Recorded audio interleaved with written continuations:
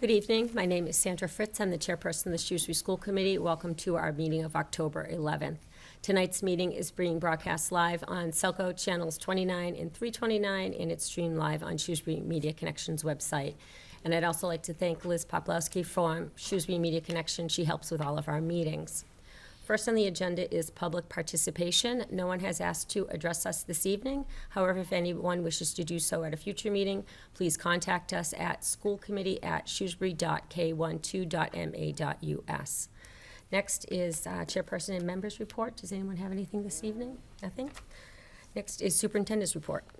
Thank you, Ms. Fritz. I do want to let the community know that the school district recently, through a request for proposals process, engaged with the Olson Group, which is a firm out of Northern Virginia, to conduct a safety and security audit for the school district. They're a company that's well-versed in doing this work and a lot of experience in the education space. We had our kickoff meeting earlier this week with members of the school district leadership team and members of the Shrewsbury Police Department. You may recall that this is something we talked about last year during our strategic planning process, and while we believe that we have a lot of strong practices in place, and this will be a review of both the physical security of our school buildings as well as our procedures and approaches to school safety and security. So they'll be working with us over the coming weeks and months, and we have targeted early December for a report from the Olson Group to the school committee. And for safety and security issues, of course, there are many things that you can speak about publicly. Some things we have to do that remain not public for reasons of safety and security, but we are looking forward to working with this organization and always seeking to improve that part of our promise to try to do everything we can to keep our students safe and our staff safe here at school. Additionally, a good news piece I'd like to announce. Found out today that Mr. Michael Lapamardo, who is a choral director and theater teacher at Shrewsbury High School, longtime musical director of the Spring Musical, has been named as one of only 25 music educators from across the United States as a semifinalist for the Grammy Awards 2024 Music Educator Award. This is a big deal. Those of you who know Michael and have known his work over his long career in Shrewsbury and his impact are probably not surprised, but I'm certainly pleased that he is being recognized in this way. He now goes into a process where it will be further winnowed to 10 finalists from there, and then someone will be awarded the honor at the Grammy Award ceremony this coming winter. So best of luck to Mr. Lapamardo. But regardless, being named one of the 25 semifinalists in the entire country is quite an honor, and I want to congratulate him for his success and most importantly for all the impact he's had on so many students over the years. I've had the pleasure not only of seeing his work as superintendent, but having the good fortune to have two of my own children be in his choirs, and certainly not only technically as an excellent teacher, but makes a difference in terms of how he makes his students feel accepted and builds a very strong culture among his student groups. So congratulations to Mr. Lapamardo, and that is Superintendent's report this evening. Thank you, Dr. Sawyer. Our first time scheduled appointment this evening is under student recognition. There's two categories. The first is the Massachusetts Association of School Superintendents, and they allow the superintendent to recognize outstanding members of the senior class in each district's high school. And based on the size of our high school, Dr. Sawyer is allowed to present the award to two students this year, and he has selected Krish Gupta and Marla Zaks as this year's recipients. And under the second category, it's the New England School Development Council. It is affiliated districts with that group, and Dr. Sawyer is again allowed to select two students. And under the recommendation of Ms. Maureen Monopoly, assistant principal at the high school, along with Mr. Todd Bazzillo, our principal at the high school, they have selected Tyler Fontanez and Yana Texera as this year's recipients. So I will turn it over to Dr. Sawyer, and he'll proceed. Thank you. This is always my pleasure to give these awards out each fall. And these are four extraordinary students who are members of the Shrewsbury High School class of 2024 who we're recognizing this evening. I will start with the Superintendent's Awards for Academic Excellence, and in alphabetical order, we'll start with Krish Gupta. And just so people know, that followed the tradition that these awards are being given to currently the students with the two highest GPAs among the class of 2024. Their school counselors, who many of us would know commonly as guidance counselors, have provided me with some short biographical sketches for each of the students that I will read, and then each student will have a chance to make some brief remarks. So again, beginning with Krish Gupta. Krish, his counselor says, is an independent, organized, and ambitious young man. His academic success has been recognized through his induction into numerous National Honor Societies.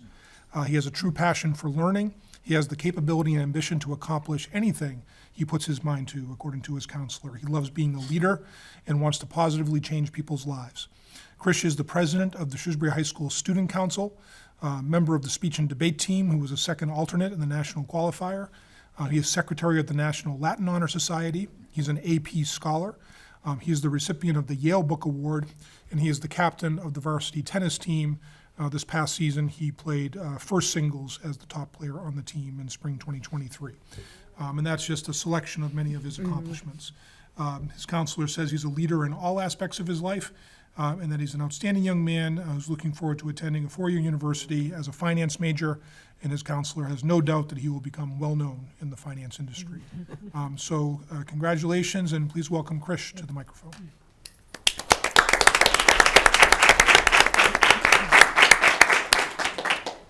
Thank you. I'm deeply honored and humbled to accept the Superintendent's Award today. This recognition not only acknowledges my efforts, but also everyone part of the school committee. Thank you so much for your hard work and dedication to giving our school district all the resources we have today. And next, I want to express my gratitude to our exceptional teachers and staff whose guidance and support have been extremely valuable to my academic success. Their dedication to creating a nurturing learning environment has encouraged me to work hard. I would also like to thank my parents for being my pillar of support and motivation. Their belief in my ability has fueled my ambitions and desire to strive for success. I'm also forever grateful for the friends I've made along this journey. They've helped me so much in so many ways that words cannot express. Without them, it would be much more difficult for me to stand here today. But most of all, I do want to say thank you to my sister. Thank you for supporting me in times of need, for motivating me to take advantage of the new opportunities. I know we may have our ups and downs, but I'm forever indebted to the impact she's had on me. Thank you once again for this honor.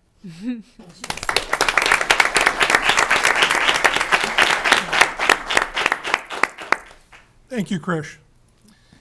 The second recipient of the Superintendent's Award for Academic Excellence is Marla Zaks. Marla's counselor writes that Marla is most proud of the consistent effort that she's put into her classes since her freshman year and the success she's earned because of her discipline. Her GPA and SAT scores both speak of her dedication and motivation as a student. According to her teachers, it is her maturity and striking intelligence that truly make her stand out among today's high school students. Her drive to succeed extends beyond the classroom and into her passion of playing the drums as well. She's been playing drums since fourth grade and is a member of the Shrewsbury High School Wind Ensemble and Jazz Band, and also the Worcester Youth Symphony Orchestra. While she's still deciding on a specific major to pursue in college, she's confident that playing the drums will always be part of her life.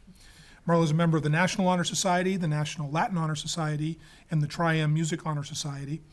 She was selected for the Central Senior Districts Band and All-State Band and has played in the Spring Musical at SHS. She spent time this past summer interning at UMass Chan Medical School, where she worked on extensive research and presented her research at the end of the summer. Please welcome to the microphone Marla Zaks.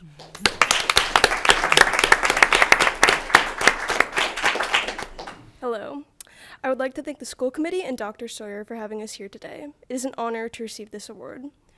There are a few people that I would like to acknowledge for their support over the years. I would first like to thank my parents.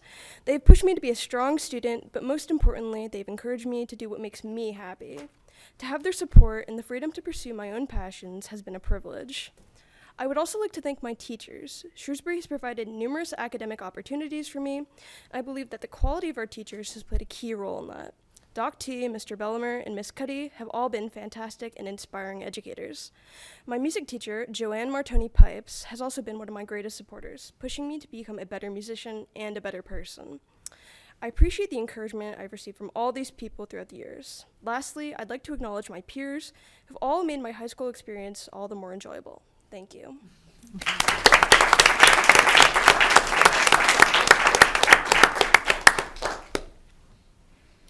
Thank you, Marla. And now we will move to the award from the National School Development Council, the award for academic growth and student leadership. And I do want to also acknowledge that both Mr. Todd Bazidlo, the principal of Shrewsbury High School, and Ms. Maureen Monopoly, one of our assistant principals, who is the grade administrator for the class of 2024, are here this evening in the audience, and that Ms. Monopoly, I asked her to recommend 2 students who really fit the criteria for this award. So thank you, and that's why we are celebrating Tyler and Yana this evening. So we'll begin with Tyler Fontanez. Ms. Monopoly submitted, with the help of teachers and counselors, these descriptions of the reasons why these students were given this award. Tyler has a true passion for learning. He's a driven student who has a gift for attention to detail. Tyler has evolved from a quiet first-year student to a focused, thoughtful, articulate, and confident senior. Because he has a true passion for his academic pursuits, he's challenged himself throughout his high school experience. He is not looking for a grade, but the opportunity to seek knowledge. Tyler is a member of the Social Science Honor Society and the Spanish National Honor Society. He has been confirmed with the seal of biliteracy with distinction from the state of Massachusetts, and over the summer, he completed a course in organic chemistry at WPI. Equally important to Tyler's academic focus is his involvement with various co-curricular activities at Shrewsbury High School. He's the treasurer of the Marine Biology Club, a contributor to Excelsior, the school's literary magazine, a leader of the Impact Makers Group, and a member of the GSA. Tyler loves to think critically and has a natural curiosity for a myriad of interests. He's an exceptional role model for all students at Shrewsbury High School, and he exemplifies the school's core values and the values listed in our mission statement. Tyler is a capable and caring contributor to our community, and he will transition these attributes into his life outside of Shrewsbury High School. Please welcome Tyler to the microphone.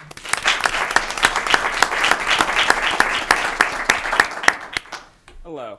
Before I begin, I wanted to thank not only Dr. Sawyer, but the entire school committee for being kind enough to present me with this honor and opportunity. Thank you for allowing me to express my gratitude to everyone who has ever supported me, loved me, and been someone who has lifted me up to the point in which I can express my gratitude fully to them. Thank you. To begin, I would first like to thank my parents and my entire family overall. They are the pillar of my success. They have always inlaid in me an ambition that I have never once been deprived of, and I am unbelievably grateful for all of their love and support. Thank you, mother, father, grandmother, grandfather, and Cameron. Without you, I would not be the same person that I am today. For my entire academic life, I have lived in Shrewsbury. And as such, I have had the wonderful opportunity to have the wondrous Shrewsbury teachers teach me and instill into me the ideas of proper learning and academic growth, for which I am eternally grateful. Specifically, I wanted to highlight Mr. Braz, who was my sophomore history teacher. He always strove to ensure that students were not only engaged in his activities, but were also included regardless of what they may identify as, be it gender orientation, and sexual orientation, or race or religion. I cannot understate how thankful I am for his support. Lastly, I would like to speak on some of the experiences that have been most impactful to me. I would mainly like to thank those in marine biology who have always shown a fervor for learning and a passion for the club, which I'm always going to be thankful for. It is through their support that has allowed me to be a passionate leader for their club. I would also like to thank the GSA, for it is with their teachings and their kindness that has allowed me to grow into the person that I am today. I cannot thank you enough for providing this opportunity to thank not only my friends, my peers, and my teachers, but everyone who has ever supported me regardless of the situation and unconditionally. Thank you.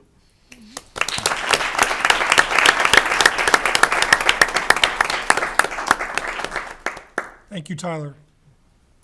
The other recipient of the award is Yana Teixeira. Yana is described as self-motivated, compassionate, and driven. Yana is a student who moved to Shrewsbury from Brazil in December of 2018. When Yana arrived, she was a 7th grader who had little English background. With barriers for success in front of her, she pursued English language proficiency, engaging in support from our schools, and with translating services at St. Anne's Parish. Yana thrived over the years and is now enrolled and excelling in honors and advanced placement classes. Yana has grown into a leader at SHS. She's a member of the National Honor Society, the Shrewsbury Wellness Advisory Committee, and most notably on the advisory board for the esteemed Mentor Volunteer Program. Yana is active within the community, volunteering her time as a Portuguese interpreter for the St. Anne's program, with understanding the importance of helping people who are in a similar position she was in not long ago. She also works as a cashier at Market Basket. At home, Yana prides herself with always being there for her 10-year-old brother. Yana takes initiative with all aspects of being a supportive older sister, especially with homework. Nice. Not only is Yana a model student, but is also an exemplary example of the type of person we have at Shrewsbury High School, living the school's core values of lifelong reflective learner, equity, advocacy, dedication, empathy and respect, and responsibility on a daily basis. Please welcome Yana to the microphone.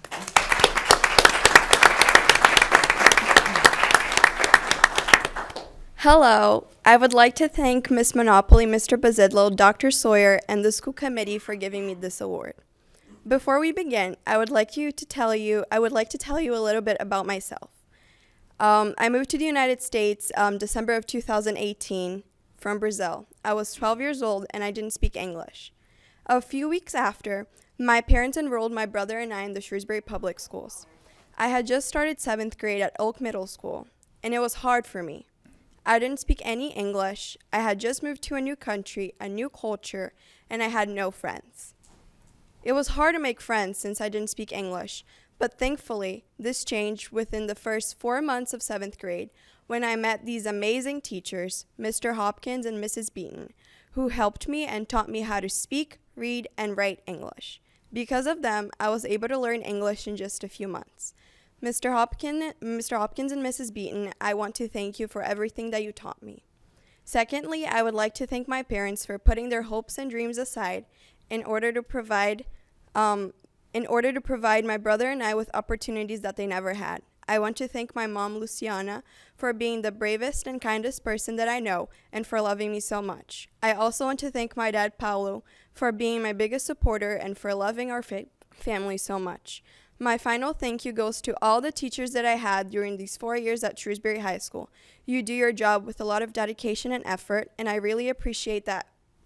Thank you and have a good night.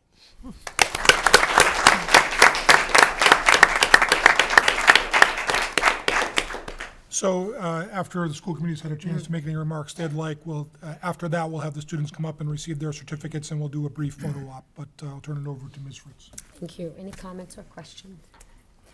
Congratulations to all four of you.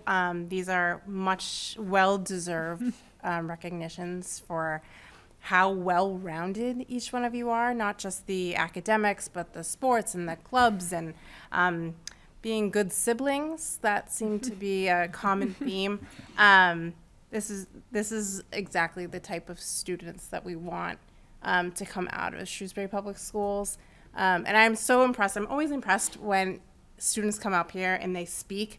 As an adult, I get nervous speaking in front of people, and everybody that comes up here is just so articulate, and it really sticks out that you're getting this award for a reason. This is about you, but you never make it about you. It's always about your parents and your teachers, and that is another thing that just like sticks out as being like an all-around good person. So congratulations to each one of you. Yeah, just like to congratulate you all for all of you've accomplished inside the classroom and outside. I mean, that list is very long for each one of you. Not sure how you balance it all, but it is very impressive. And thanks to your families for being here as well. This is why we do what we do, just to really watch you succeed, and really appreciate you all speaking very well spoken. So thank you so much. Lindsay? Yeah, I certainly want to echo. This is one of the fun parts of our job, to get to acknowledge some of the really excellent and amazing students. And when you are speaking to us, you can't see the people behind you, and so I think it's important that you know the pride that we see on your families' faces, the pride of the administrators and teachers who are here. You know that we are proud of you, and I hope you know that. We want to spend the time to acknowledge you and recognize just what you're offering, but really you have the pride of our whole community, and so we are excited see what's next for all of you, because many, many good things are to come, I can tell. So congratulations to each one of you. And I just want to also say congratulations, and that's exactly what I was thinking. We can see everybody else is facing us, and especially to the siblings, they're smiling, and you know, you're good role models to your siblings, and that's going to help them as they move through school. And Mr. Bazzillo was beaming the whole time. I can see that in the back as well. So congratulations to all of you, and again, this is why we do what we do, to make sure that students have the skills they need to be successful as you move forward, and you're great examples of what we do in our role as school committee members, so thank you. Dr. Sawyer, anything further? Just again, congratulations. It's a lot of hard work on your parts, and you know, I really appreciate the way that you honored your families and the educators who have supported you, and all the other folks who have as well. But you know, it's always gratifying in knowing that teachers who had you many years ago are watching this and feeling a sense of pride as well. Everyone who supported you all the way through your years in Shrewsbury. So appreciate you recognizing them in your remarks. So at this time, if each of you could come up and shake the hands of the committee, I'll present you with your certificate, and then we'll all assemble in front of the desk here for a photo. You can give one more round of applause while they come up.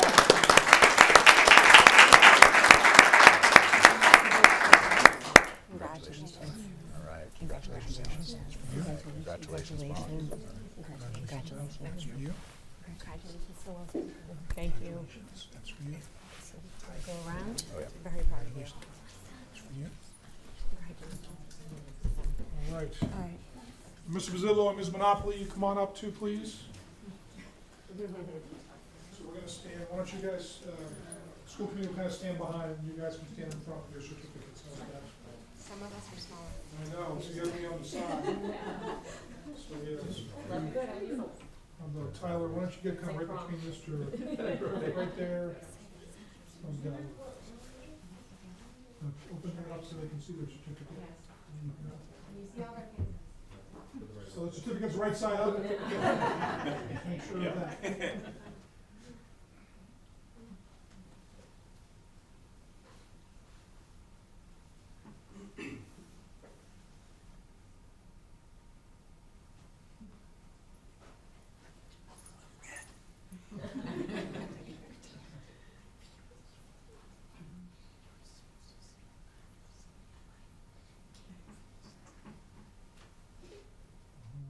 You good?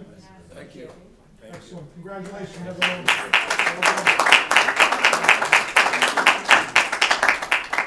Now you can go home and relax. Nice job,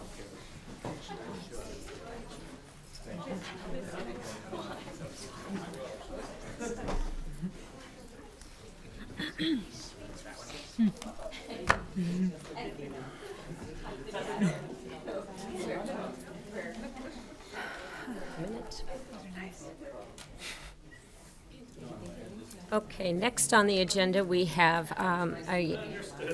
give them a minute to leave. Yeah.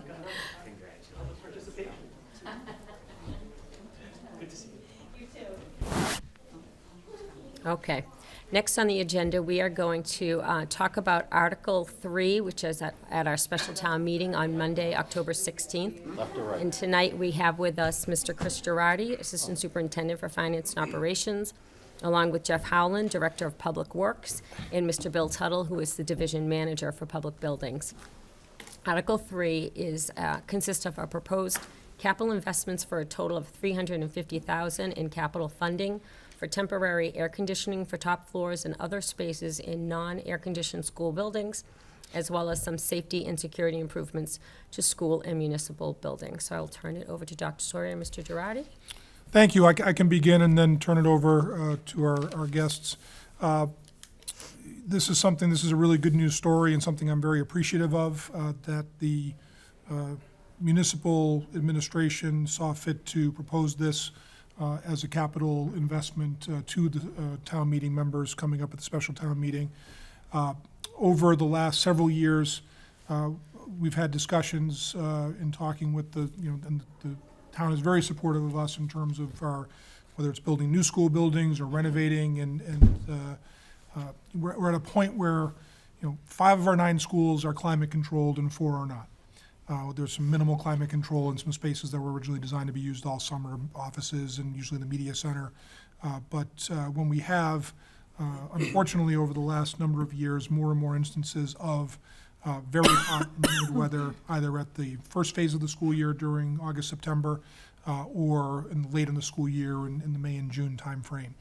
And as a result, there's actually 2 times in the last few years that I've felt it was needed to be an early dismissal day, only because conditions were going to get to be not fitting for teaching and learning in some of the spaces that are not climate controlled.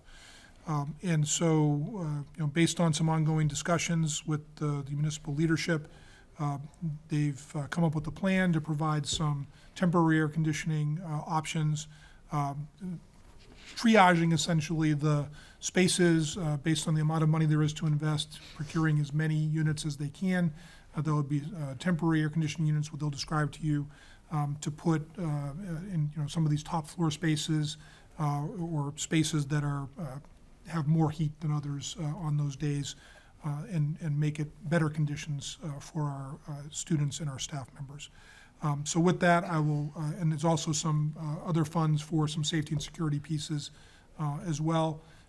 But I'll turn it over to Mr. Howland and Mr. Tuttle, and Mr. Girardi can also add anything from his perspective as well. But again, we're very appreciative for this recommendation to town meeting. Okay, thank you. Thank you for having us tonight. This whole project is really in its infancy right now. This kind of came along very abruptly, and we're going to work as hard as we can to put this whole thing together. There's a lot of different aspects of it that there's some unknowns. Okay, is basically the biggest unknown is the electrics in the schools, especially the older school, which would be Coolidge. Also Oak, but probably not as big of a problem as Coolidge might be, but it may not be. Okay, so the purpose of this project is not permanent AC. It's basically to help the school, these classrooms when you have super hot days and the heat index is going to be actually higher.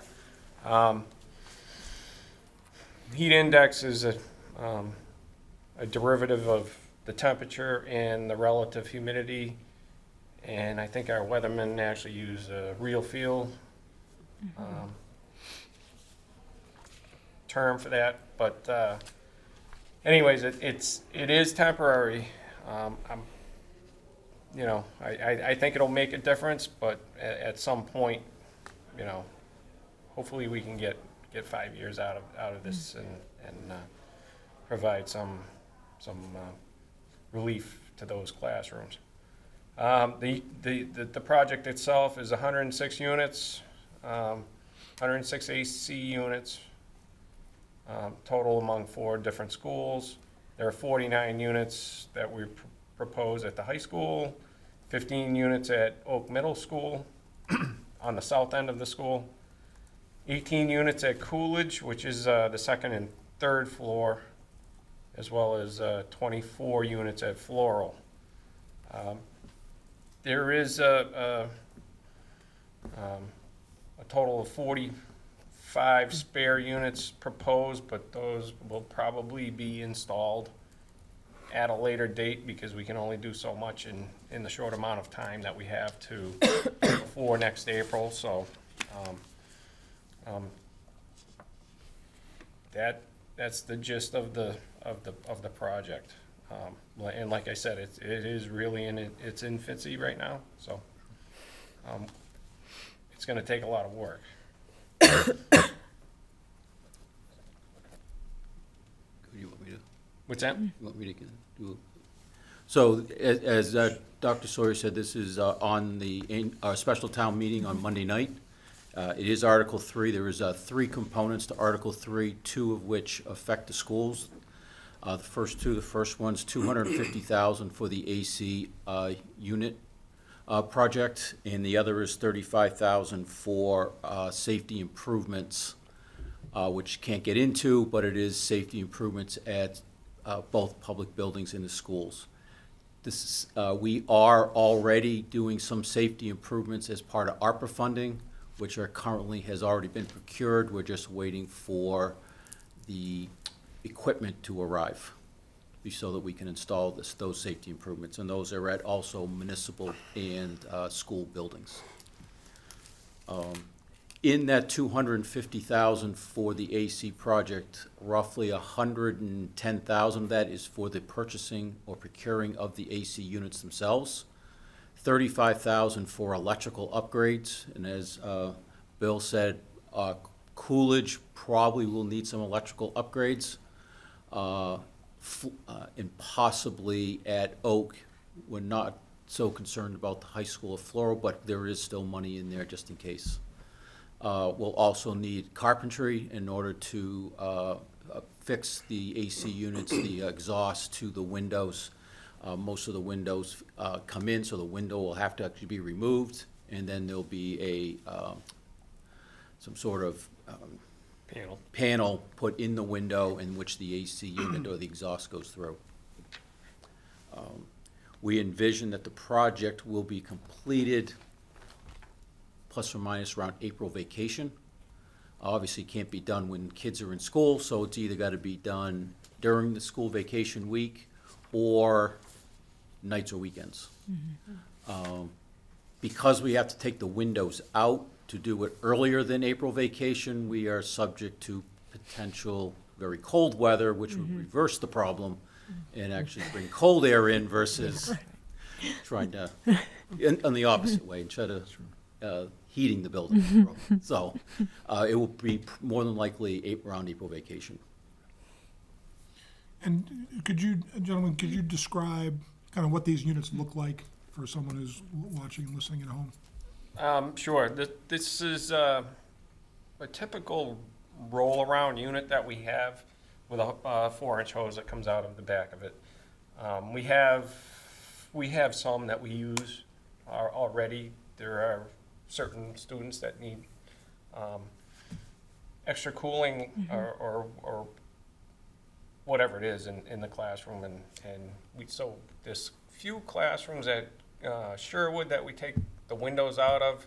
We have panels made up, and the units roll into place, and it helps the system that is already in place at Sherwood. The Sherwood system, air conditioning system, is a dehumidification system. It's not true AC, even though it is, and in those rooms with this unit, we can help it along to where they need the temperature at. That's helpful to know, because I think some people might be envisioning like window units sticking out, and this is more of a rolling floor unit that has a hose that vents out the window with the panel installed. So, we did ask other school systems, and this is what the bulk of them were using, the responses we got. So, obviously, it's been proven. It's only meant to keep us off the heat index. They do about 500 square feet. Each classroom, let's put it this way, at Coolidge is about 750 square feet. So it'll help, but at some point, Mother Nature will probably take over. But hopefully, it's enough to get us through those days that are really, really bad. There was a silver lining back in September when we did have the extreme heat come through, and Dr. Sawyer was making decisions around whether or not schools were safe to, or classrooms were safe to be occupied by students. Silver lining was this conversation was happening parallel to Dr. Sawyer, myself going into classrooms using wet bulb thermometers to really collect a pretty good database of what spaces around the schools that were getting hotter than others. So as these conversations were happening, we're able to identify exactly where those spaces were in support of the amount of units that were needed to offset some of the temperatures. And so I think, from what you're hearing from Mr. Tuttle and Mr. Howland, is that this is something to mitigate heat. It's not going to be like an air-conditioned space you might walk into that's fully air-conditioned, but at the same time, should make an enormous difference compared to not having anything at all. And part of the challenge, and I see Ms. Finneran, who's here in the audience, who's our teaches on the third floor at Coolidge, and who I visit on days that have these kinds of temperatures, and it gets quite difficult. And part of the challenge, of course, is when you have multiple days in a row, and the heat's I think what we experienced in September, we weren't having the cooling overnight. We really couldn't flush the buildings overnight and bring in fresh air that was cooler and kind of hit a restart. That heat was really trapped in for multiple days. So by being able to mitigate that during the day or even overnight, depending on the situation, it should make the conditions much better. I also want to temper expectations in that. I mean, you heard what was described in terms of where we're targeting to put the units that are being brought online. Certainly the top floors of those buildings. Oak doesn't have a traditional top floor. It's street level, and then there's a lower level. But there is a side, as you mentioned, that heats up more than others. So that will be targeted initially. We'll see how this goes. So we'll get as many in as we can, I know, this April, and to temper any potential heat in May and June this coming year, which is wonderful. And then over time, potentially, especially if this is proving to be as useful as we believe it will be, potentially adding more overtime to other spaces so that we don't have to be concerned about those kind of conditions as best we can. The more spaces, of course, that we have that are climate controlled to any degree, the more flexibility we have on these hot days as well. We already have heat stress plans that move people around in buildings during different times of day or get people off the top floor. And this will help us not have to do that as much or have other options for fewer groups who don't have access to it. So the town, if town meeting is willing to approve this, which we hope that they are, we will make the best use of it as we can. And as referred, this is not a permanent fix. Over time, what is going to, should happen over time is investing in climate control that's permanent for all of our school buildings. We're more than halfway there as far as our 9 schools, but those 4 schools over time, we'll have to figure out what that looks like. We do have, of course, a project submitted to the Mass School Building Authority for the potential addition and renovation of Shrewsbury High School that would include, hopefully, if the MSBA agreed, an HVAC system there that would be permanent. And then we have the capital planning committee that's working on the pre-K to 4 buildings, and that's something that certainly is one of the things that we're taking into consideration, in that the LPA architecture study made a focus of future capital expenditures, because just for climate reasons, but also just out of fairness and out of good health and well-being for our students and staff. When we have these really strong heat events, we want to have conditions that are conducive to teaching and learning. So again, I'm very grateful of this quick turnaround to use these funds that became available, and I'm hopeful that town meeting will approve them. And with that, I'll turn it over to the school committee for any questions or comments that you have, and then would ask that you take a vote to, so you can signal to town meeting that you support this as well. Thank you. Just very thankful and appreciative of the town proposing this investment. And just if you could describe that these would be just a temporary and just in the classrooms for the hot months and then removed, is that correct? That is the proposal. Okay. Correct. It's more like a space thing.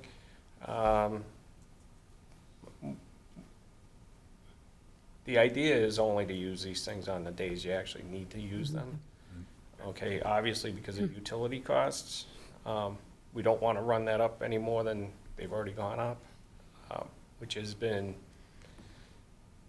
56% on the electricity side and rising on the natural gas side. So we need to think about that in the same point in time. So they're proposed for I don't know, it was, I think it was 60 days up during a school year. So we would put them in April, take them out at the end of the school year, put them back probably week before school. Once we get the templates for each of the windows, then they should go in fairly easy, because with the templates are already made. Then you just have to put them in, roll them in, just put them back up. And I think the idea was 60 days a year, so that's roughly, 45 days or so for each half of the, April through June, August through October. right. And then they would be removed, so they would not be in the classrooms through the winter. We'd have to close the windows anyways in the winter. But the idea is just to have it there. It's not there to be used during the summer, because hopefully we can work with so the buildings are utilized into the best ability based upon climate control, based upon use, and not use the buildings in the summer that aren't needed for the summer. We're working on that differently. No, I think it's important to remind the folks who may be tuning in.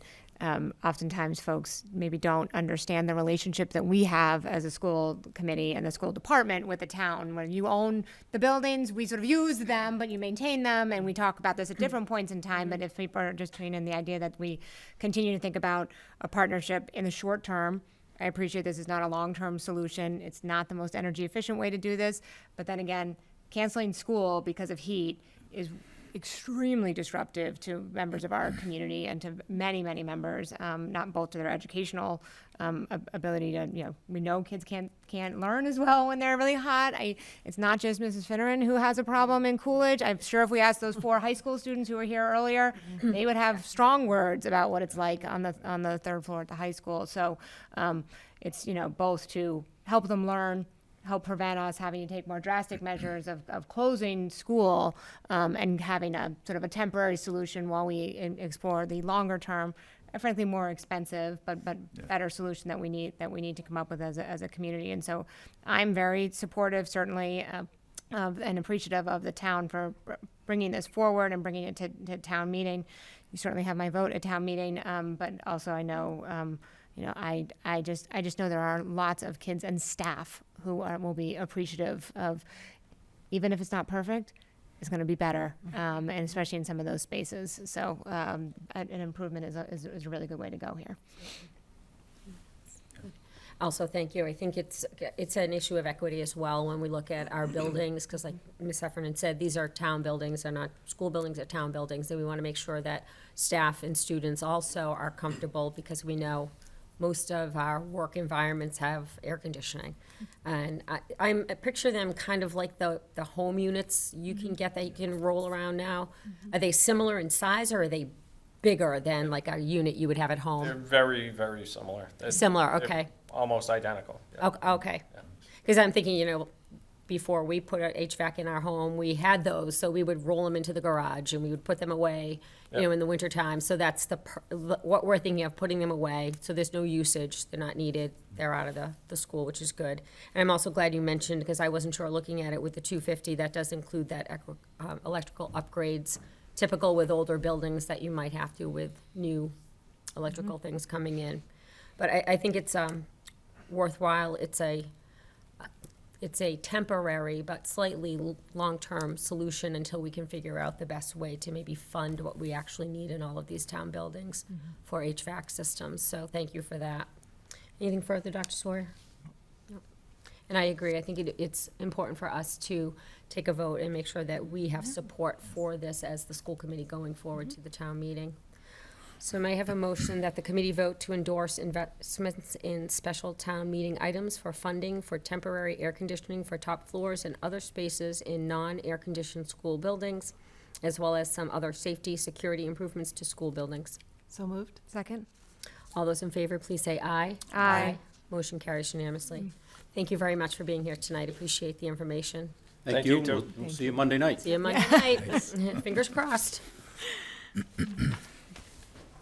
Okay, Mr. Girardi will be staying with us, and we're going to have a report on food services as well as a discussion on student meal pricing. Also joining us will be Ms. Beth Nichols. She is our food services director, and Chris is going to connect with her via Zoom.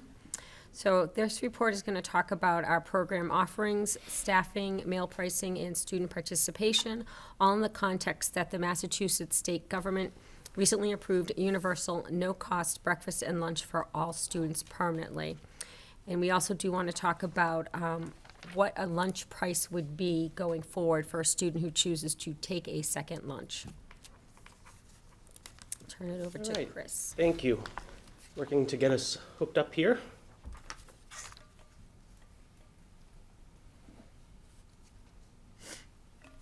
There's Beth. I'll do a little test here. Good evening, Beth. Can you hear us? Yep, good evening. All right, thank you. So I'm going to share my screen here to pull up our presentation.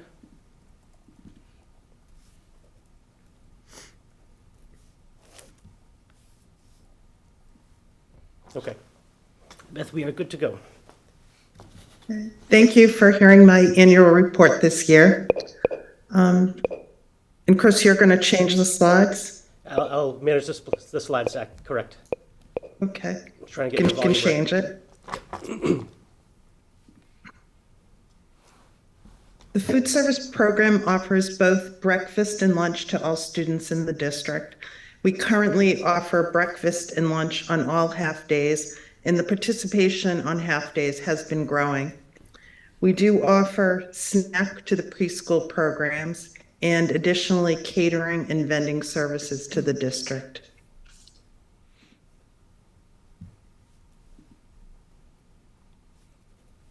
Our staff consists of a food service director, an administrative assistant, 48 employees, 39 are full-time, and 9 are part-time.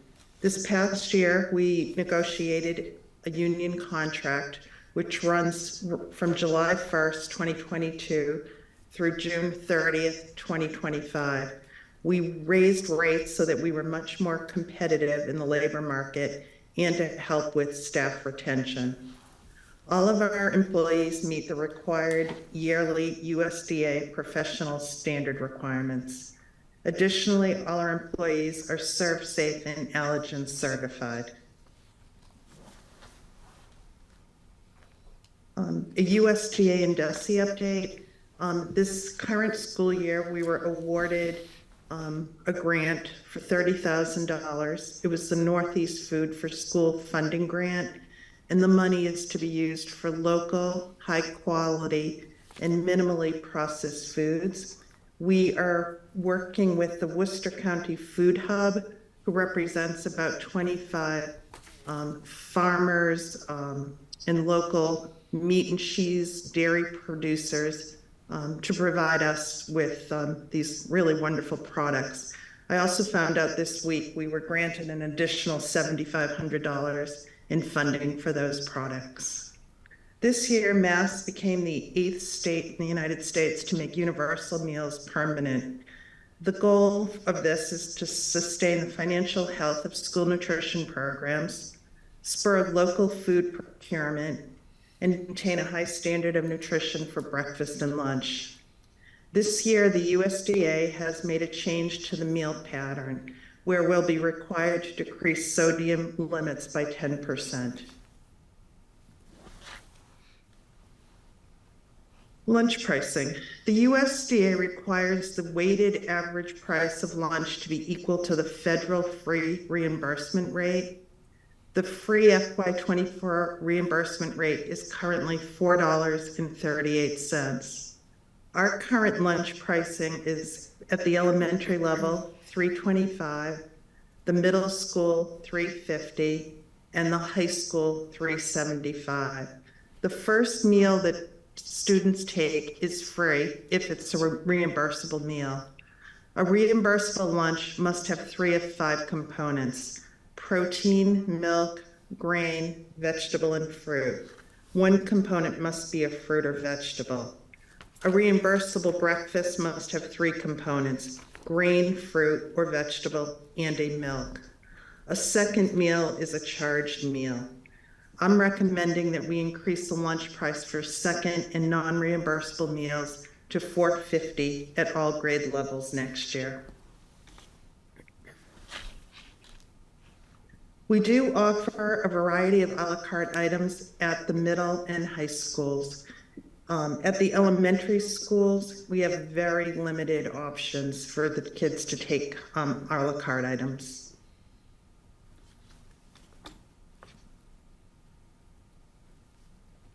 Commodities, for FY '24, we received $354,577 in entitlement dollars. These dollars are based on the number of meals served the prior year times the entitlement rate, which was 36.5 cents this year. Commodities are meant to make up about 15% of all food purchased. I committed $177,289 to the Department of Defense Fresh Produce Program. School managers order fresh produce weekly until the funds are depleted. I committed $24,975 to processing. I purchased 4,500 pounds of beef, which was diverted to JPM Provisions for taco meat and spaghetti sauce. I purchased 9,000 pounds of chicken, which was diverted to Tyson Food for nuggets, tenders, grill mark chicken, etc. $152,313, the remainder of the funds, was committed to brown box foods. We can choose cases of deli meats, produce, frozen fruits and vegetables, cheeses, etc. Our participation has increased significantly since meals have been offered as a universal meal. Before meals were offered as universal meals, our breakfast participation ran between 1 to 1.5%. It was very low. Lunch for the district was about 45 to 50% participation rate. Currently, with universal meals being offered, breakfast participation is running about 15%, seems to be growing. Lunch is about 70% participation across the district, but on popular meal days, such as pizza meal, we're serving about 90% of the students across the district.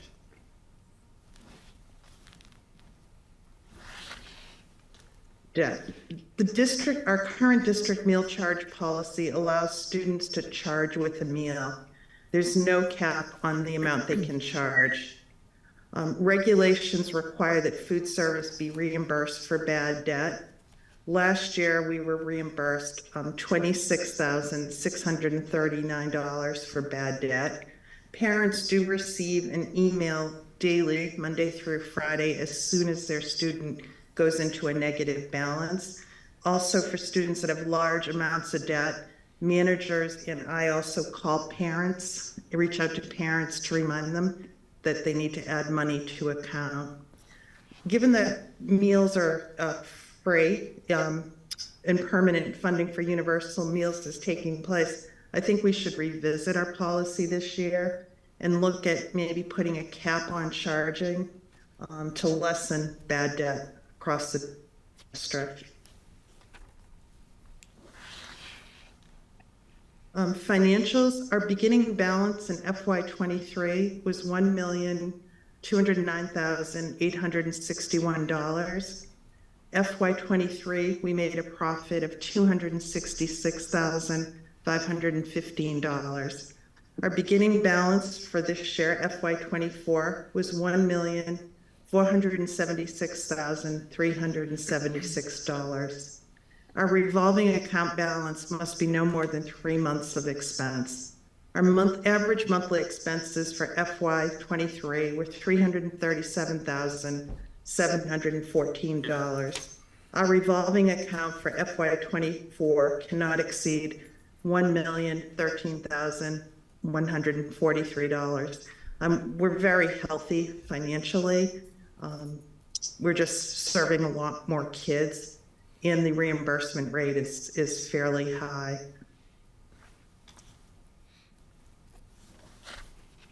Our challenges, staffing, hiring staff is still quite a challenge.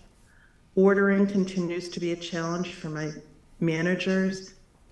There's a lot of substitution of products and out of stock items. what the staff do, they're ordering items 3 to 4 weeks out just to ensure that they're able to have the food that's needed. That can be challenging because we're storing a lot of food, which normally we would have ordered only 1 week out. My goals this year are to increase staffing to respond to higher participation rates, so we also would have staff to provide more meal options and reduce the time students are waiting in line to be served food and to get food at the cash register. I also would like to hire a district chef. We have the funds to do this, to enhance the quality and variety of meals throughout the district. I also am working on developing a spending plan for our surplus revolving accounts. This plan will include replacing our walk-in freezer at Spring, and I've already started replacing refrigeration units and ovens at the high school, Sherwood and Oak. And we've been replacing, a lot of our small wares.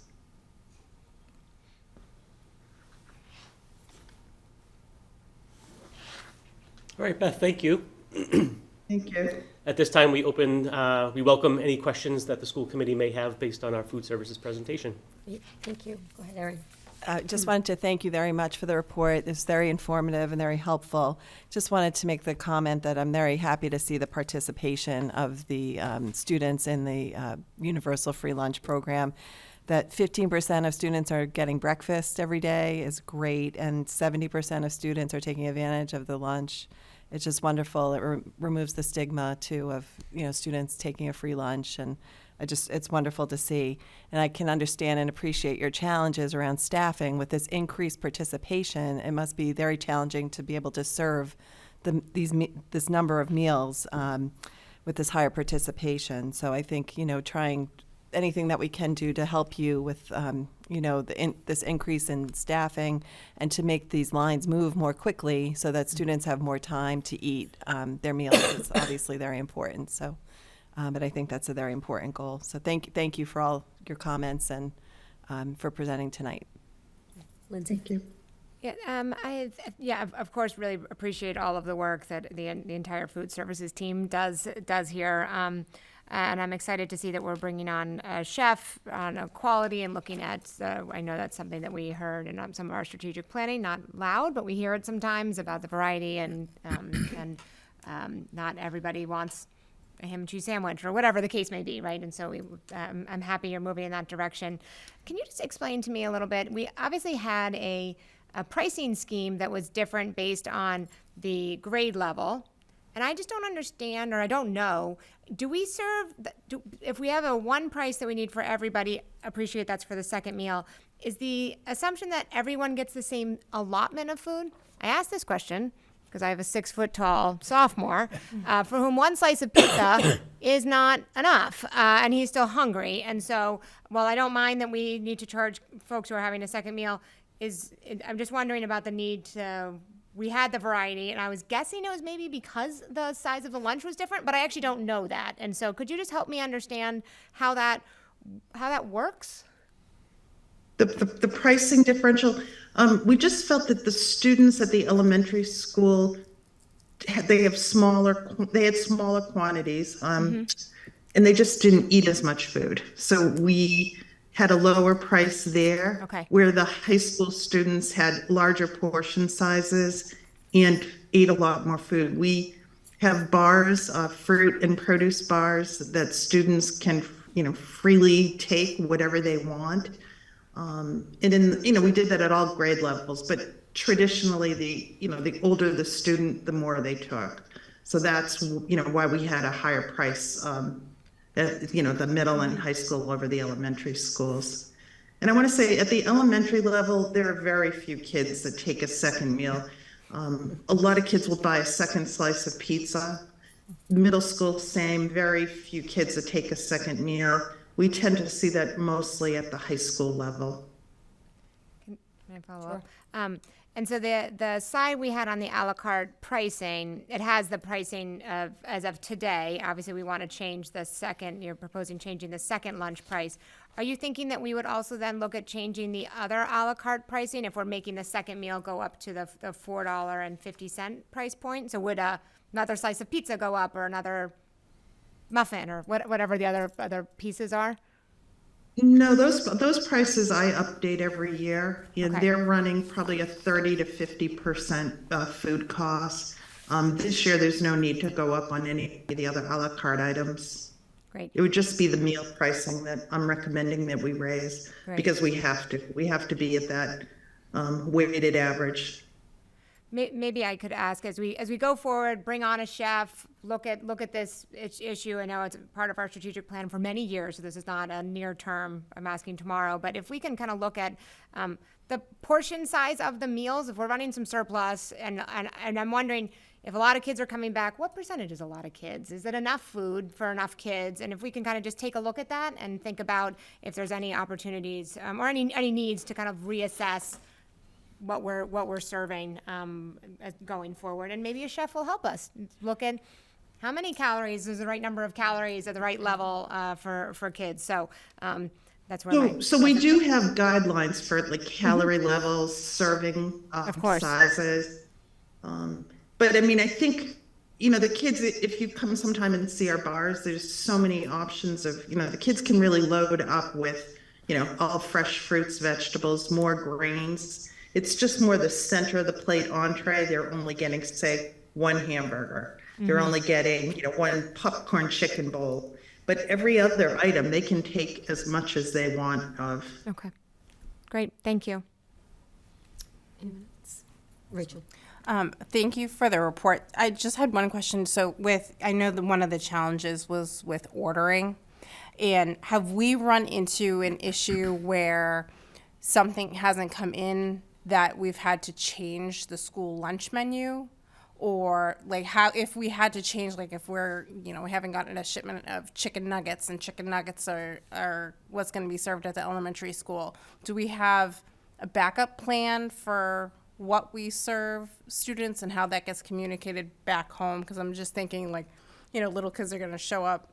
Mine would be one of them, that she's dead set on chicken nuggets, and then it's hamburgers, and she doesn't eat a hamburger. So have we run into that problem? And if we do, we have a backup plan? Fortunately, we've been able to serve what's on the menu, and that's because staff are starting to order, 4 weeks out, what's on the menu. So if a product has been shorted, they're able to, to recover and order that. So no, we have not had to make any menu substitutions.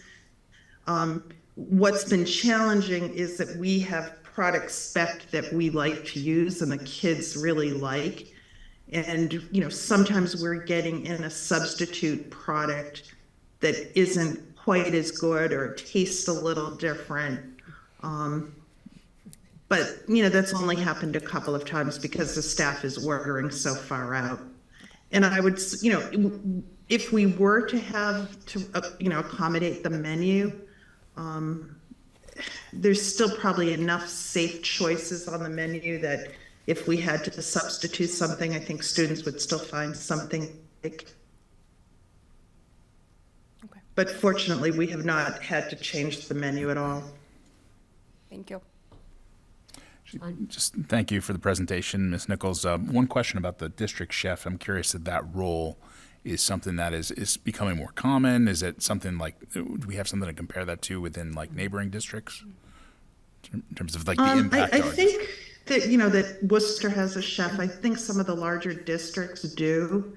And, I've heard from peers that, most school districts are doing pretty well financially with the increased participation. And that is an area, like I'm hearing, that schools would like to hire someone. I think the challenge is just finding that person and being able to pay them, a competitive salary. But we do have the funds that we have to spend. So, I think it's a realistic goal for us to do. Yeah, I think from obviously quality and, expanding the meal offering, it'd just be good to see kind of what that role, the impact it would have within our district. That'd be good to see, yeah. And I think, it was one of the surveys we did, we had a lot of students and families talk about options, vegetarian options, and having different, more nutritional meals or whatever they were thinking we weren't providing, so maybe having a district chef can do that. Would that person kind of, I know, nutritionist background, chef background, I was also curious about what is out there for school districts with a chef, for qualifications, per se. I think it goes district to district. I think for our district, I would be looking for somebody with, the best culinary skills. The regulations are easy, to learn portion sizes, what you can and cannot do with foods. But it's more, I think the challenge would be just the culinary background, bringing someone in who could really teach our staff how to cook. Because currently we do a lot of, heating and serving of foods, which, pretty much most school districts are doing. And even if it was just, small areas, buying, chicken that wasn't pre-cooked, or just, different ways to prepare vegetables so they're more appealing on the line. So my goal would really be someone with, great culinary skills that could enhance our program. Great, thank you. I also want to thank you for the grant piece. I think that's great. Not only the dollars, but working with local farmers and, buying produce from local, which is great. And, it's fresher food. It's not frozen and served 4 weeks later. So I think that's a great addition. So thank you for that as well. And just to make sure that we're understanding, the lunch pricing is basically to be in compliance. With what we're getting for the reimbursement rate. That $450 is just a compliance dollar amount. Correct. Okay, Correct. thank you. Anything else from the committee? Nope. Dr. Sawyer? Excuse me, I want to thank Ms. Nichols for the report and for the information. I think this is the first time Ms. Nichols has presented since the pandemic. And, like so many throughout society and certainly within, school operations, had to pivot and do some really different things in order to make our way through that returning to school and hybrid and all the elements. And I just want to commend her and her staff for the ongoing just changes and flexibility and the just significant effort to provide the best service they could under very challenging circumstances. And now really a new horizon for school meals in Massachusetts, given that we have universal, no-cost meals available to our students. And so, as you mentioned, the participation's up. Certainly, I, along with many superintendents, signed on to support that bill that's now become law, for, as Ms. Boucher mentioned, to reduce stigma, and then to really also reduce hunger, because hunger is an issue that is pervasive across our society, unfortunately. Certainly we know that there were kids who weren't letting us know, but who were hungry during the school day, and now without stigma, they have access to healthy food every day for breakfast if they wish, as well as lunch. But I also want to commend your staff for not only the quality of what they provide under the nutrition regulations and all the things that we have to do to serve our meals, but really for the quality of the experience our students have with them. And I know both as a superintendent and as a parent over the years that my children have gone through the schools and being in all cafeterias in all of our schools during lunchtime, the smiles on the faces of your staff, the engagement with kids, the very purposeful connections that they make with our students to make that experience a positive one for them wherever they can, is something that is noteworthy and really should be commended. So I want to thank your staff for that as well, and really appreciate what they bring to our school community beyond just the basic serving of food each day. So again, thank you, and for the compliance purposes mentioned, we do recommend the school committee vote to approve this new price for lunch. If a student were to buy an entire second meal, this is what the price would be. It would be $4.50 is the recommendation. Great. Thank you. Okay, may I have a motion that the committee vote to increase the paid price of purchasing an optional second lunch to $4.50 at all grade levels to comply with the United States Department of Agriculture requirements. So moved. Second. All those in favor, please say aye. Aye. Motion carries unanimously.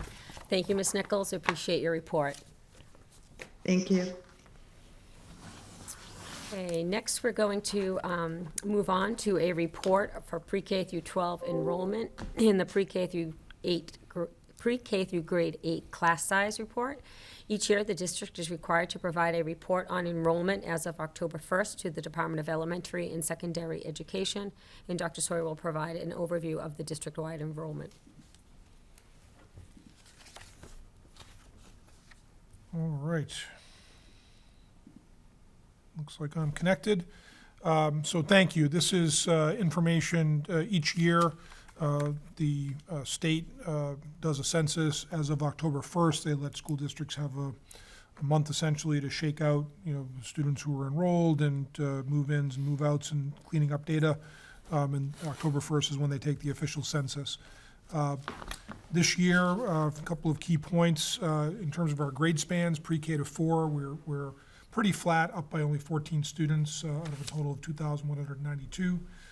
We're down slightly in grades 5 to 8, the middle school grades, at 1,863, and we're up 49 students, which is an increase that's more than typical of the last several years at the high school level with 1,870, grades 9 through 12. This chart, you can see the last decade in terms of enrollment overall for the district. Peaked back in 2019 at 6,251. We had a drop after that, and some of that's commensurate with the drop virtually every school district in the nation experienced with the pandemic, especially with younger children being held out of school a bit longer, not wanting to send students to start preschool or kindergarten and waiting another year. We're starting to see the catch-up effect of that, as you'll see from some of the other data. But you can see that relatively flat over time, especially the last 4 years, we're pretty typical at about 5,900 students. In terms of our grade level enrollment, this bar chart shows where we're at. It's interesting where we haven't quite gotten to the 230 or so students we typically have in the preschool at this point in the year. And just a reminder to those watching that our preschool enrollment grows throughout the year. As students who turn age 3 and are eligible for special education services enter the preschool. But at this point in time, we're just over 200 students, 359 kindergarten students, and then a pretty consistent number in grades 1 through 3 at 390 to 400 students. It'll be interesting to see over the next year or two if that starts to stabilize consistently across continuing grades. You usually add a slight number of students year over year, even through the middle school years. But you can see that our current 4th grade is about 50 students higher, and then up into our middle school grades, we're between 450 and 480 students typically right now. With the high school level, our 2 larger classes being actually the 9th and 10th grade classes compared to the 11th and 12th grade. So and some of that is the phenomenon from not having students move off to Assabet as they typically would prior to the enrollment policy change at the vocational technical school. In terms of kindergarten enrollment, that's been pretty steady. It's pretty almost identical to last year. Certainly a recovery since the COVID drop in 2020 of 287. It'll be interesting again to see whether that holds pretty steady over the next few years or fluctuates at all. Our grade 1 enrollment history, you can see, was pretty consistent over time, had the drop, the year trailing that low kindergarten year, but has built itself back up to almost 400 students now, and we'll look to see if that stays consistent as well. This is just shows the increase from K to grade 1. This was an increase that was in previous years, as you can see, very unpredictable with lots of ups and downs. Those were the years when we did not have full day kindergarten available to all students. So we had lots of families who would choose a private kindergarten provider for full day access and then come to 1st grade in the public schools, and that could vary from year to year. We can see that the 2 years of 1st grade we've had since we've had universal full day K, we've had 8% and 9% increases. I would expect that's going to start steadying out over time. Again, we'll see, but it should become more predictable. This is our grade 1 enrollment history by school. While this is a table, you can see that in 2021 is when the new Beale School opened, and so we redistricted. So the population of students dropped in Coolidge, Patton, and Spring, as well as Floral Street substantially as we redistricted and had much more capacity at the first grade level overall. I probably don't need to show this slide, but I like to, because I love that 100% number. In 2020, it was because we were hybrid, which wasn't a good reason to be at 100%. We could give everyone the same kindergarten experience, but then the last 3 years, 21, 22, and this year in 23, we have universal full-day kindergarten, thanks to the community supporting both the building of the new Beale School and the operational override that allowed us to staff it. I referred earlier to our preschool. Typically we used to be at about 220 or so students at this point in the year. We had a significant drop during the COVID years, and now we've stabilized over the last 2 years at just over 200. This is Beale School. Prior to 2021, this was the old Beale Early Childhood Center in the center of town, but these are the numbers we have for the 3 years that the K-4 school's been in operation. Same population this year, slightly different by grade level, but the same total population this year as it was last year of just over 600 students. At Coolidge, you can see the drop when we redistricted to New Beale, and then a slight uptick there at Coolidge this year.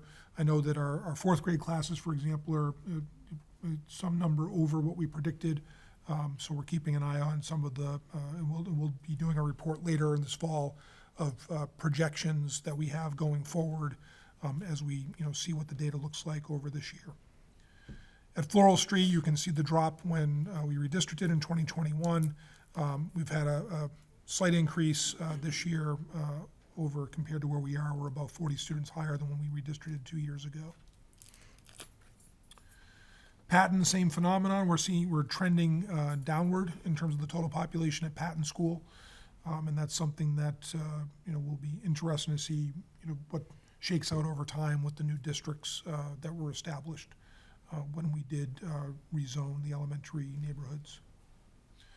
Spring Street similarly, dropped a little bit when we redistricted, and has had a drop of about 30 students this year compared to last year.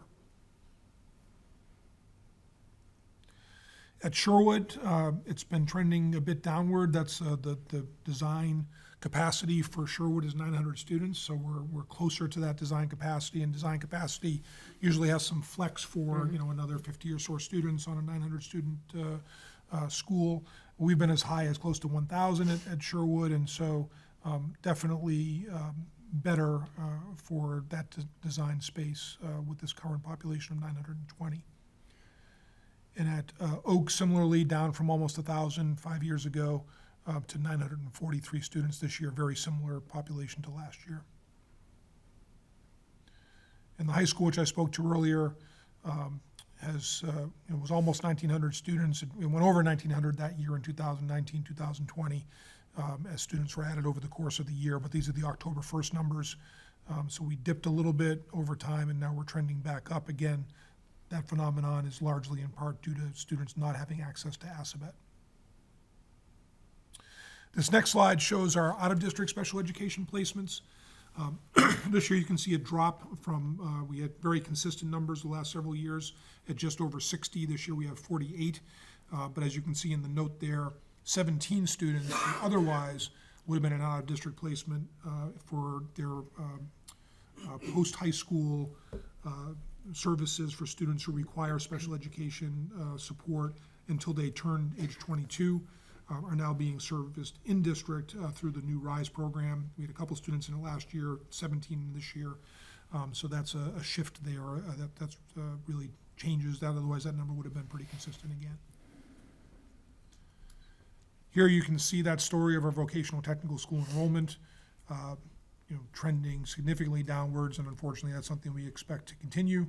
And at a future meeting, we'll be talking about the continued efforts we're making to introduce other kinds of career technical education opportunities for students through Shrewsbury High School, given that students are not getting the access to that Assabet as they were in the past. This is the biggest story of the evening, which is the significant increase in students who qualify as English learners. We have a year-over-year increase of 63%. That's a total, I think it was 115 students, I believe, is that change between 184 to 299 students.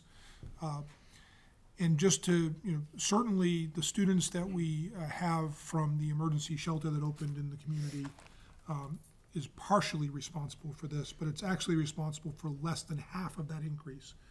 So this is a demographic change that's happening among families moving to and enrolling their students in Shrewsbury that is significant, and that's been increased because of the shelter, but it is not only in part to the shelter. I think that's very important to note. And that will have implications for our services, it has implications for staffing, not only in the short term, but as we start to have budget discussions about the next fiscal year and beyond, especially if we see this becoming a trend over time. This is just our in-district special education enrollment for pre-K through 12. It's been very stable for a number of years and continues to be so. And that number, of course, fluctuates over the course of the year if students become eligible for individualized education programs or exit from them. So shifting from enrollment to class size, this is just a reminder of what the school committee policy is on class size. Target ranges of 17 to 19 students in kindergarten, 20 to 22 students in the primary grades of 1 and 2, between 22 and 24 students in grades 3 through 8, and then 18 to 20 students in high school classes, but not including some of the larger music or physical education classes that we have. You can also see under each of those categories what we consider to be over-enrolled, and from the next displays you'll be able to see some color coding with regard to that. And this continues to be a very good news story that was made possible by the generosity of the community with the most recent operational override. Excuse me, here you can see in kindergarten, the cells that are highlighted in yellow exceeded the goal of 17 to 19 students by 1 or 2 students, and the red where we did it by 3 or more students. Over time, going back to 2014 through 2019, we were purposefully enrolling a couple more kids per class in our full day sections where we could, because having kids in full day was more desirable than having them in half day and having smaller class sizes.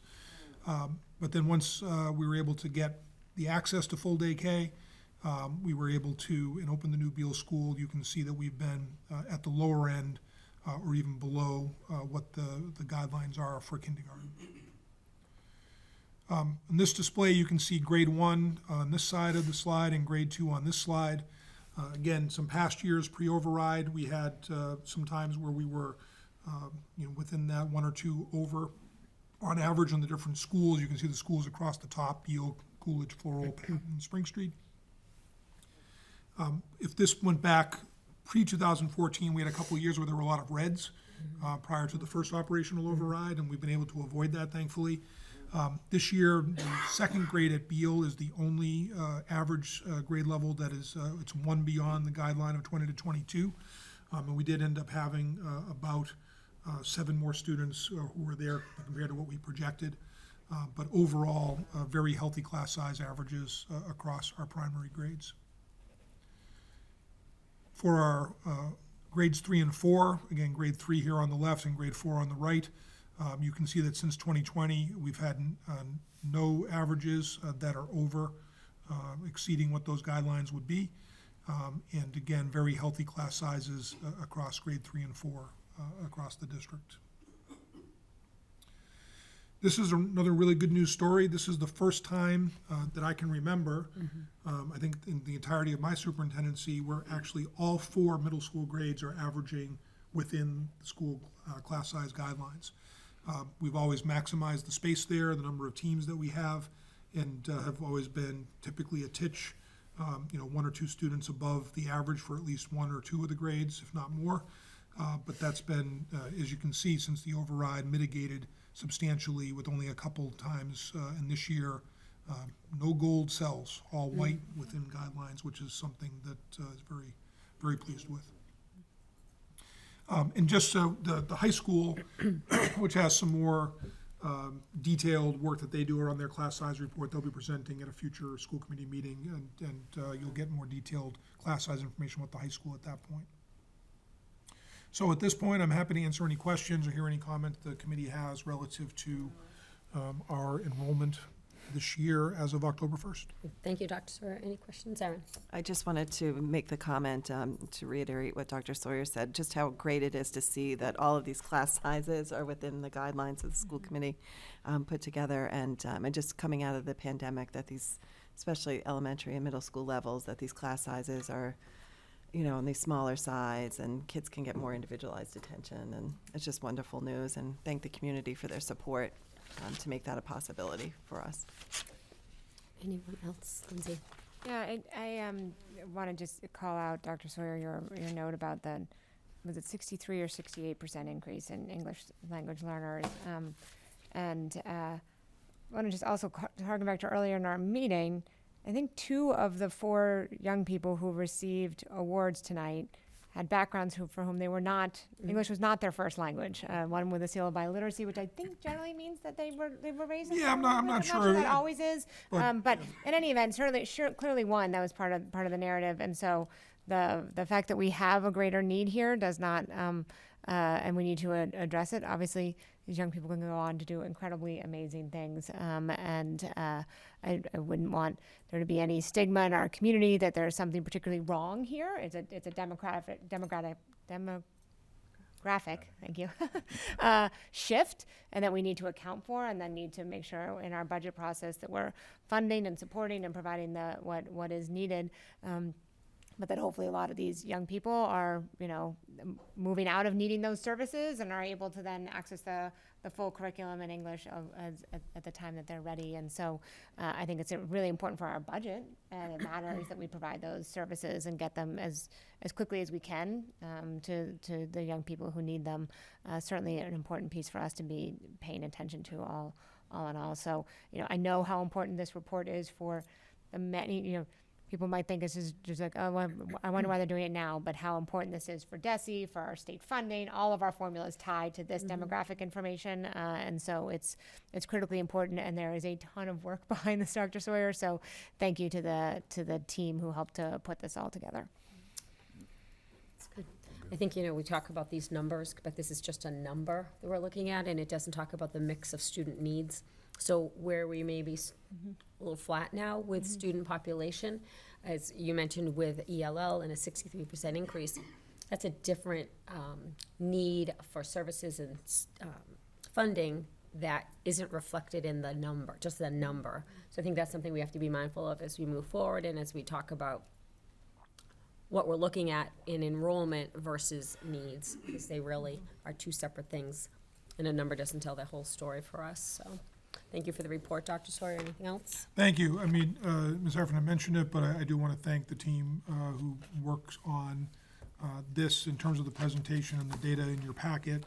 I want to thank Blake Stewart from Central Office along with Beth McCollum. Eric Bauer, who's our data manager, has done lots of work over the course of the past year, and especially with Blake being new to some of this work, and that's something that and this is turned around faster actually than we typically do for this report, and part of it is because this information will help also inform the meeting at the end of the month that the Elementary Capital Planning Committee will be doing, because that's the focus of that next meeting is on enrollment, so we wanted to try to get that done. We're going to see if we can get the enrollment projection report done for the October 25th meeting. We're reliant on some outside sources to get some data for us there, so we'll see if that's possible or not. But if not, certainly later this fall, we'll be providing the updated projections and how that looks to the demographic projection that was done a couple of years ago, and that all ties into planning, as Ms. Heffernan referenced. So, again, appreciate the work of the team, and it's ever changing, and represents their numbers, but there's a lot of educational approaches and planning and needs that need to be addressed as a result, as you said, Ms. Fritz. So again, I'm happy to present the information, and this will all be posted on our website tomorrow if anyone's interested in looking at more in more detail. Great, thank you. Okay, next we have our minutes from the meeting on September 27th, 2023. Are there any changes or corrections? Nope, there being none, they can be marked as approved as presented. We do need to go into executive session this evening for the purpose of addressing Massachusetts General Law, Chapter 30A, Section 21A7, to comply with or act under the authority of any general or special law or federal grant-in aid requirements. Purpose 7, Open Meeting Law, Massachusetts General Law, Chapter 30A, Section 22FG, for the purpose of reviewing, approving, and/or releasing executive session minutes. And B, for the purpose of addressing Massachusetts General Law, Chapter 30A, 21A3, to discuss strategy with respect to collective bargaining or litigation if an open meeting may have a detrimental effect of the bargaining or litigating position of the public body, and the chair so declares. Purpose 3, the Shrewsbury Education Association's Units A and/or B, the Shrewsbury Paraprofessional Association, and/or the Cafeteria Workers Association, where deliberation in an open meeting may have a detrimental effect on the bargaining position of the public body, and we will return to open session only for the purpose of adjourning for the evening. May I have a motion that we adjourn to executive session? So moved. Second. Roll call vote is required. Ms. Shreveport? Aye. Mr. Wensky? Aye. Ms. Boucher? Aye. Ms. Heffernan? Aye. Myself, aye. Thank you and good night.